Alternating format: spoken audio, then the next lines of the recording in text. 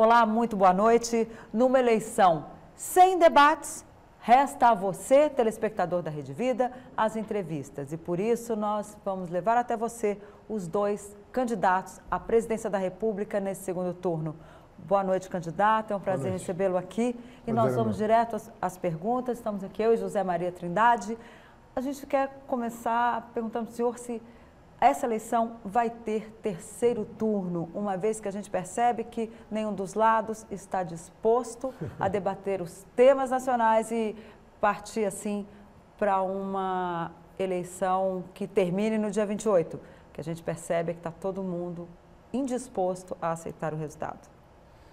Denise, eu estou completamente disposto a aceitar qualquer debate. Nunca me recusei a ir em debate nem em eleição nenhuma. É a terceira eleição que eu participo.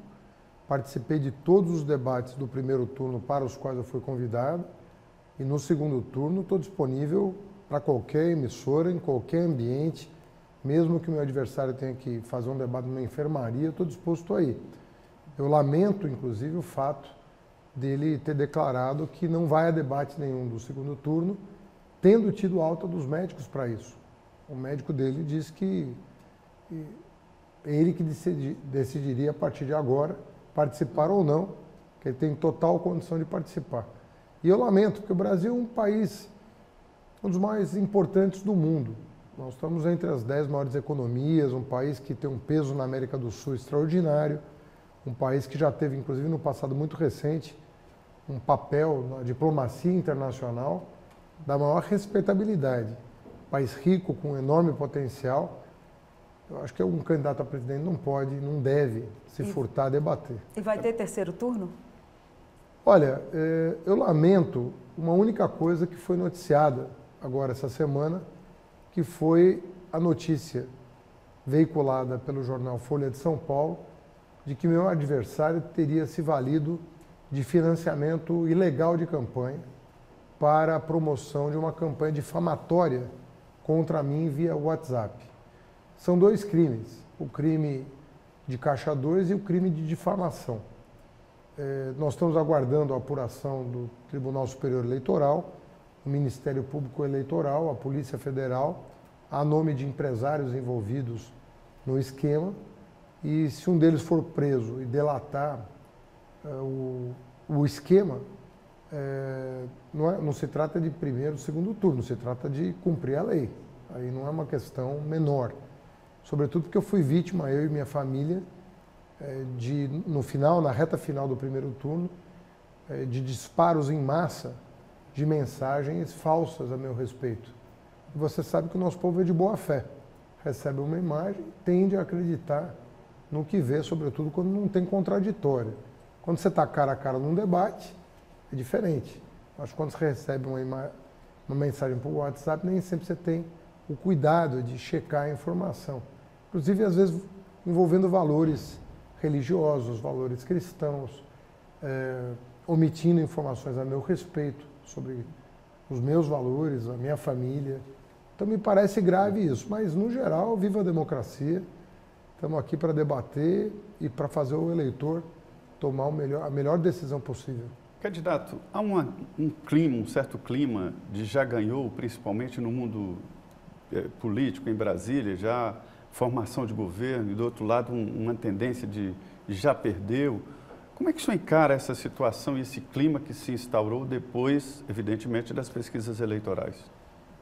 O já ganhou nunca funcionou bem na política. Eu conheço vários políticos que anteciparam o resultado e se surpreenderam com as urnas. Vamos aguardar o eleitor decidir, ele tem ainda quase 10 dias para decidir, é muito tempo no momento atual. Vamos verificar o resultado dessas apurações que se iniciaram, para saber o que de fato aconteceu no primeiro turno. Tem informações diferentes das divulgadas nas pesquisas? Não, existe uma distância, mas é uma distância superável nos 10 dias que faltam. Vamos nos lembrar que eu saí de 4% e passei dos 40% agora no segundo turno em apenas 30 dias de campanha. Eu não era candidato há pouco mais de 30 dias atrás. Então, preciso dar tempo ao tempo. Por falar que o senhor não era candidato, o senhor passou boa parte do primeiro turno indo a Curitiba, fazendo visitas ao ex-presidente Lula. Há quem diga que o seu adversário até chama o senhor de fantoche do ex-presidente, que se o senhor for eleito, quem vai governar é ele? Quem vai governar? É o senhor? É o PT? É o ex-presidente Lula? O senhor defende uma coligação, uma ampla coalizão de forças? Olha, eu farei um governo muito amplo, porque se trata de uma ameaça à democracia que nós estamos vivendo. Meu adversário é uma pessoa que tentou promover a tortura, a ditadura, é uma pessoa que não respeita as igrejas em geral, ofendeu já a CNBB, ofendeu aquele que me parece ser uma das referências maiores da Igreja Católica, Dom Paulo Evaristo Arnes, chamou Dom Paulo de vagabundo, coisas absurdas. É uma pessoa que tudo que é diferente para ele é considerado inimigo. Né? Não sei se é a formação equivocada que ele teve, mas eu, como professor, eu tenho o maior respeito pelas pessoas, nunca desrespeitei ninguém, nunca fiz uma inimizade na política em 18 anos de vida pública, sendo 12 anos, por 8 anos à frente do Ministério da Educação, 7 como ministro e 4 anos como prefeito de São Paulo. Nunca fiz uma inimizade, sempre procurei respeitar as divergências, mas sempre buscando construir consensos. O meu adversário não tem essa formação. Né? Sobre o fato de eu ter sido ministro do Lula e ter sido advogado do Lula, muita honra. Servi ao meu país como ministro da maneira mais digna possível, ampliei as oportunidades educacionais como nenhum outro ministro fez, ProUni, Reúne, Sisu, Novo Enem, escolas técnicas no Brasil inteiro, Caminho da Escola, todo mundo sabe, Piso Nacional do Magistério, Fundeb, marcas importantes da educação brasileira. E fui advogado do Lula, sou advogado do Lula, porque reconheço que a sua condenação, na sentença condenatória, não há provas contra ele, nunca também me omiti em relação a isso, sempre vou estar do lado da minha consciência, independentemente de ganhar ou perder votos, minha consciência fala mais alto do que qualquer outra coisa, e eu não bato continência para a bandeira americana. O meu adversário bate continência para a bandeira americana, eu não. Candidato, o Partido dos Trabalhadores sempre teve uma relação muito boa com as igrejas. Onde foi que perdeu a mão, onde perdeu esse apoio? Porque as pesquisas segmentadas indicam que vários setores, várias igrejas estão contra a sua candidatura. Quando foi que os senhores perderam esse contato e esse apoio? Acho que a partir do momento que a Igreja Universal resolveu tomar o poder. Né? Isso é muito grave, uma igreja ter um plano de poder, livro inclusive do Edir Macedo, e colocou uma rede de televisão, uma emissora de televisão e os cultos a favor de uma candidatura.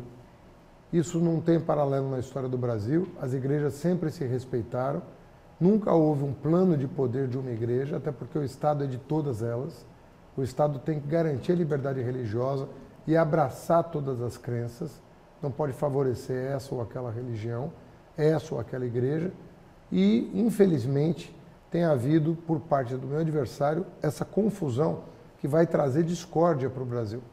O Estado não deve se envolver em disputas religiosas.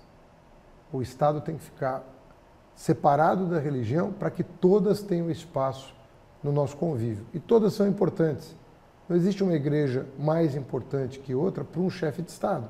Você pode ter suas crenças, mas como presidente da República, você tem que abraçar todos os brasileiros, independentemente da sua religião. Por falar em abraçar todos os brasileiros, recentemente o seu programa falava em controle da mídia. O senhor acha que isso ainda é necessário, especialmente nesse momento aí que a gente tem? Quem, na verdade, precisa de controle? A mídia ou as redes sociais? Na verdade, o nome controle, ele não é adequado para aquilo que está por ser feito. Em alguns estados brasileiros, uma única família detém todos os meios de comunicação, o que é ilegal na maioria dos países democráticos. Você não pode ter a família Sarney controlando toda a comunicação do Maranhão, como é hoje. Concentração, senhor. A concentração da propriedade. Então, na verdade, a proposta é desconcentrar a propriedade dos meios de comunicação para que haja mais pluralismo. né? Vários estados brasileiros têm esse problema. Isso nunca foi enfrentado. Alagoas é assim, Bahia é assim, Maranhão é assim. Mas não tem outros problemas mais urgentes para se enfrentar? Tem, mas isso não é. Desse? Isso não é uma questão. O problema econômico é o mais grave, o problema de segurança é o mais grave. Nosso programa é muito extenso. Obviamente que você, como jornalista, tem a curiosidade de perguntar e eu tenho o dever de responder. Mas, de fato, não é possível famílias controlarem as comunicações de um Estado como existe hoje. Então, nós temos uma proposta de cumprir a Constituição e evitar a concentração da propriedade em uma única mão. Candidato, durante essa campanha e em debates anteriores até, houve ali uma convivência harmoniosa, uma convivência mais explosiva com a família Gomes. Sim. Existia algum compromisso do Partido dos Trabalhadores com apoio a Ciro Gomes? Existia uma tentativa Sim. de acordo inicial? Se o Ciro fosse para o segundo turno, eu estaria... Mas antes? Não, o que antes existiu foi uma tentativa de compor uma chapa, que não frutificou. Mas houve uma tentativa. Eu mesmo, pessoalmente, me envolvi nisso.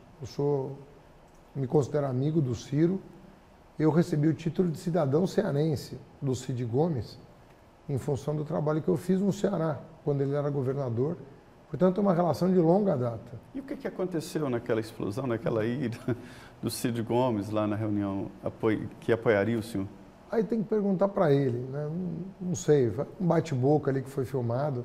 Mas, enfim, o Cid já mandou uma gravação me apoiando, deixando claro que vai votar em mim, que a minha candidatura significa o melhor para o Brasil. E cada um tem um temperamento também, a gente tem que saber respeitar os momentos difíceis das pessoas. Não é essa ferro e fogo como tudo. Na política você tem que ter uma certa abertura para o diálogo, para a compreensão. Senão, você só faz inimizades. Você tem que fazer amizades na política para governar. Se falou muito nessa campanha em ideologia de gênero, a questão do aborto, que são temas caros à igreja. Eu queria que o senhor dissesse aqui para os nossos telespectadores qual é a sua proposta nesses dois assuntos, inclusive ver aquela história do kit gay. Eu queria que o senhor deixasse claro para o telespectador da Rede Vida, para quem esses assuntos são muito caros, a sua posição. Bom, em primeiro lugar, sobre esse kit que ele sempre cita, ele foi condenado pela Justiça Eleitoral a não pronunciar mais isso, porque a Justiça considerou que ele mentia sobre a eventual distribuição de material impróprio para crianças. Isso nunca foi feito, inclusive, não só porque eu sou contra a distribuição de material para criança de 6 anos, como as professoras também não usariam o material, mesmo que o ministro quisesse. Existe família, existe professor, existe diretor de escola, existe comunidade escolar, existem secretários estaduais e municipais de educação. Não é assim como ele diz. Então, existe toda uma série de controles que impedem de material impróprio chegar às escolas e quando, por acaso, escapa um controle, a comunidade, ela própria, alerta a direção da escola, a Secretaria Municipal ou Estadual da Educação e você preserva o ambiente escolar desse tipo de questão. Ou seja, então, não tem que haver ideologia de gênero nas escolas, na sua opinião? Nunca houve da parte de ninguém, não é minha, de ninguém. Tanto é que o material que ele apresentou na televisão foi desmentido depois pela editora, foi desmentido pelo jornalismo, que era fake news, e agora tem uma decisão condenatória por parte da Justiça Eleitoral. Então, chega uma hora que temos que parar de discutir o que não existe, né? E sobre temas caros à igreja, e eu lembro a você que eu sou neto de um líder religioso cristão, que até hoje, depois de 60 anos de ter deixado o Líbano, tem um nome respeitado até hoje na região onde nasceu, e que está enterrado na igreja ortodoxa aqui da Rua Vergueira, em São Paulo. Então, eu tenho uma formação, modéstia à parte, com valores bastante sólidos. Sou casado há 30 anos, não existe isso. Agora, temas polêmicos na sociedade vão existir sempre. Nós temos que compreender que eles vão existir. Existem no mundo inteiro, vão existir aqui. Não cabe ao presidente da República impor a sua visão de mundo. Você tem que entender, compreender esses valores. A sociedade vai continuar discutindo, vai ser assim, é assim no mundo inteiro. Esse tema vai ser discutido no Congresso Nacional sempre, vai ser motivo de controvérsia, porque até onde se tomou uma decisão para um lado ou para o outro, esse tema ressurge.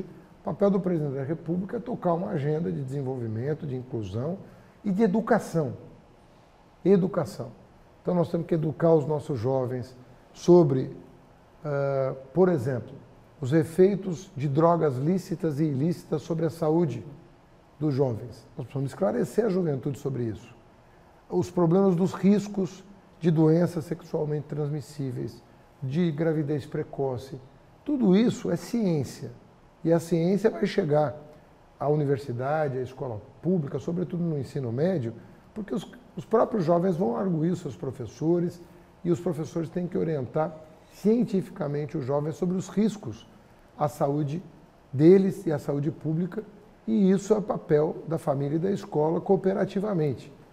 Fora isso, vai existir um debate que tem que ser compreendido, porque é parte da sociedade democrática debater.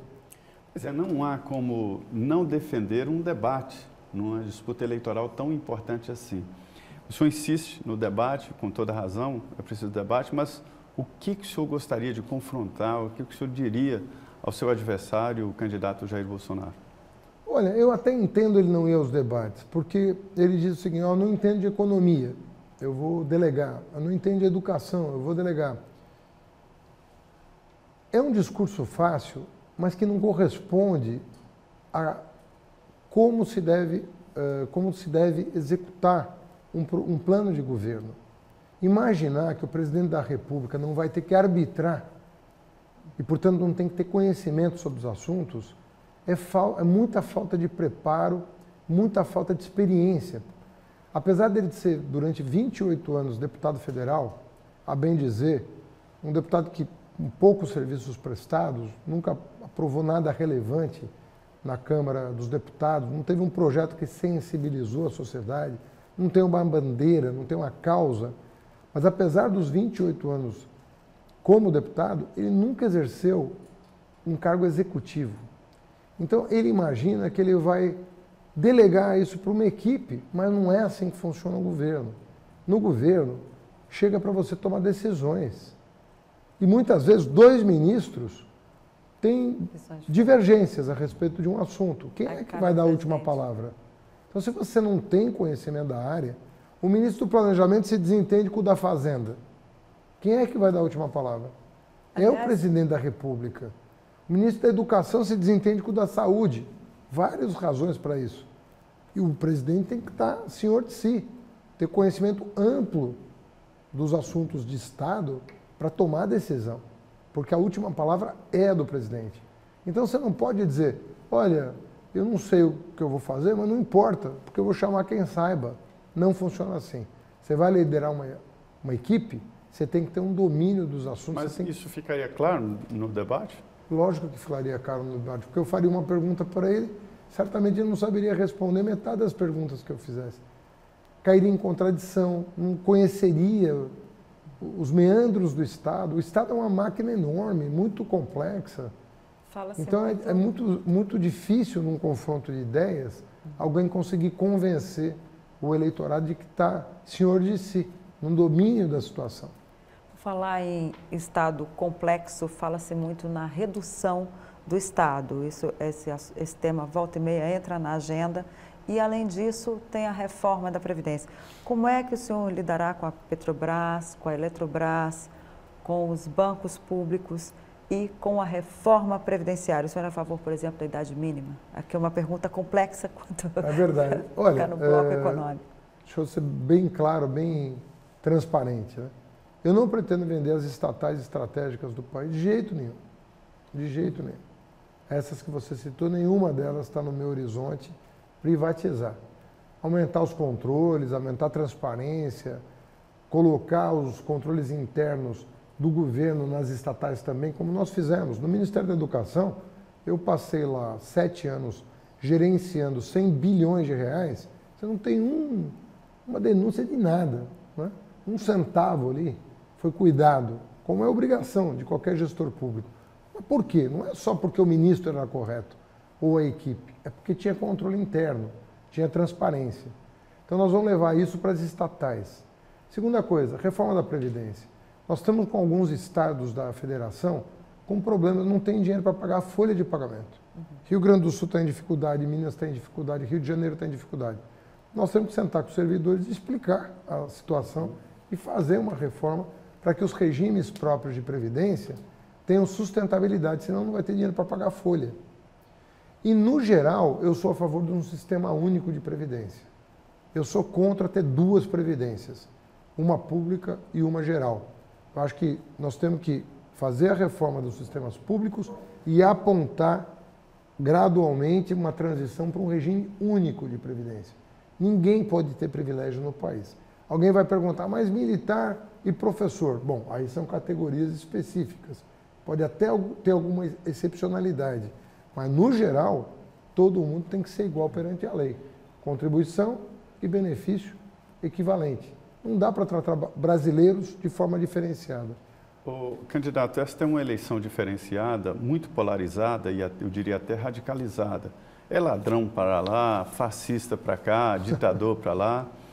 É um momento também diferente na política, porque vários políticos estão presos. Fala-se muito do ex-presidente Lula, mas também tem outros ex-presidentes de partidos, ex-presidentes da Câmara dos Deputados, ex-ministros presos. Governadores, ex-governadores, né?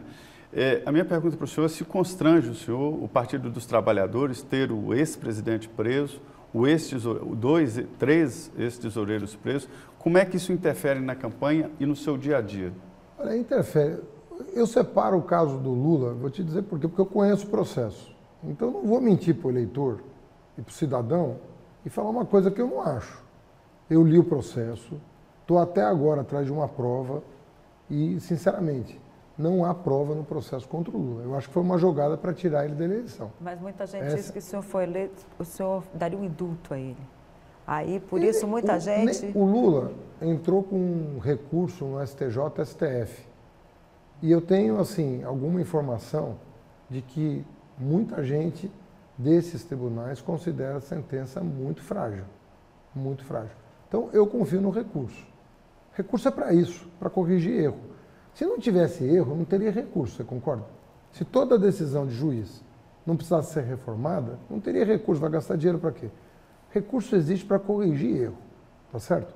Então, desse processo eu conheço. Dos demais eu não conheço o processo. Nem dos governadores do PSDB, nem do PMDB, não conheço os processos, então não vou falar do que eu não sei. O que eu acho que nós temos que fortalecer os órgãos de controle e os órgãos de combate à corrupção. Nós não podemos, com medo da justiça chegar, inibir polícia, inibir Ministério Público, inibir ministro de Supremo. Não podemos fazer isso. Temos que deixar essa coisa andar e confiar de que, ao final, a verdade vai prevalecer. Porque eu tenho certeza que, se a gente for perseverante, mesmo que tenha havido erro de algum juiz em algum caso, a gente vai chegar à verdade. O ideal é chegar à verdade logo, porque senão ela causa um prejuízo enorme. Mas vamos perseverar na verdade, vamos atrás da verdade a todo custo. Candidato, nós reservamos o último minuto para a sua avaliação final e despedidas aí dos ouvintes, dos telespectadores da Rede Vida de televisão. Olha, o Brasil hoje está correndo um risco, porque tem uma candidatura hoje posta que compromete as bases do Estado que nós quisemos construir esse tempo todo. Constituição de 88, a democracia, o fim da violência, o fim da tortura, sobretudo, as ameaças que são feitas, essa violência de rua que está acontecendo por correligionários do meu adversário. Isso não é bom para o Brasil. O Brasil está numa situação complexa, mas tem força suficiente para superar se nós formos guiados, liderados por alguém com equilíbrio. E, na minha opinião, nós estamos sofrendo uma ameaça porque meu adversário não tem equilíbrio para superar essas dificuldades. Perfeito. Eu agradeço o candidato da coligação liderada pelo Partido dos Trabalhadores, Fernando Haddad, nesta entrevista livre, aberta aqui na Rede Vida de televisão. A você, muito obrigado e muito boa noite.